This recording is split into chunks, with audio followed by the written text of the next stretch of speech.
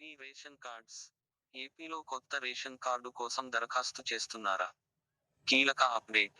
ఏపీలో కొత్త రేషన్ కార్డుల కోసం దరఖాస్తుల ప్రక్రియ మొదలైంది. మే 7వ తేదీ నుంచి కొత్త రేషన్ కార్డుల కోసం దరఖాస్తులు స్వీకరిస్తున్నారు. ఈ క్రమంలోనే కొత్త రేషన్ కార్డుల దరఖాస్తు విషయమై కీలక అప్డేట్ వచ్చింది.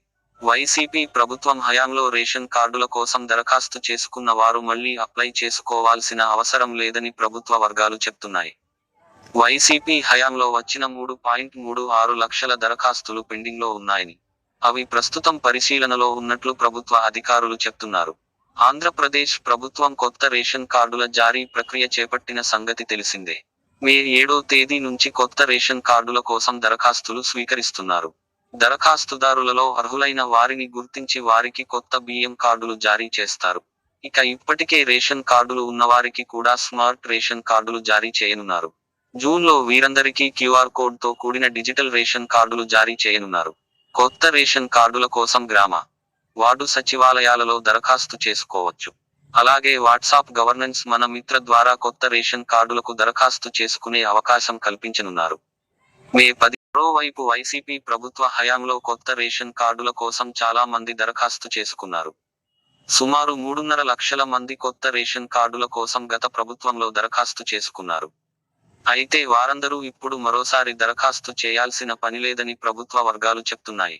వైసీపీ హయాంలో వచ్చిన దరఖాస్తులలో 3.36 లక్షల దరఖాస్తులు పెండింగ్లో ఉన్నాయని, అవి ప్రస్తుతం ప్రభుత్వ పరిశీలనలో ఉన్నట్లు ప్రభుత్వ వర్గాలు చెప్తున్నాయి. ఈ నేపథ్యంలో మరోసారి వీరు దరఖాస్తు చేయాల్సిన అవసరం లేదని ప్రభుత్వ వర్గాలు వెల్లడించాయి. మరోవైపు ప్రస్తుతం కొత్త రేషన్ కార్డులకు దరఖాస్తులతో పాటుగా కుటుంబ సభ్యుల విభజన, రేషన్ కార్డులోకి కొత్త సభ్యుల చేర్పు, చిరునామా మార్పుతో పాటుగా చనిపోయిన వారి పేర్ల తొలగింపునకు అవకాశం కల్పించారు. అలాగే బియ్యం కార్డును స్వచ్ఛందంగా వదులుకోవాలనుకునేవారు కూడా సరెండర్ చేసేందుకు వీలు కల్పించారు. ఇక ప్రస్తుతం ఉన్న రేషన్ కార్డు స్థానంలో కొత్తగా క్యూఆర్ కోడ్ ఉన్న స్మార్ట్ కార్డు ఇవ్వనున్నారు. ఆధార్లో నమోదైన అడ్రస్కు కొరియర్ ద్వారా స్మార్ట్ కార్డులు పంపే ఆలోచన చేస్తున్నారు.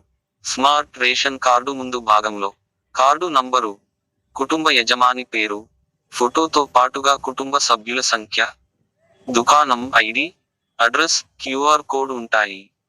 అలాగే స్మార్ట్ కార్డు వెనుక భాగంలో కుటుంబ సభ్యుల పేర్లతో పాటుగా పుట్టిన తేదీ, వయసు, బంధుత్వం, పర్మనెంట్ అడ్రస్ వంటి వివరాలు ఉంటాయని అధికారులు చెప్తున్నారు.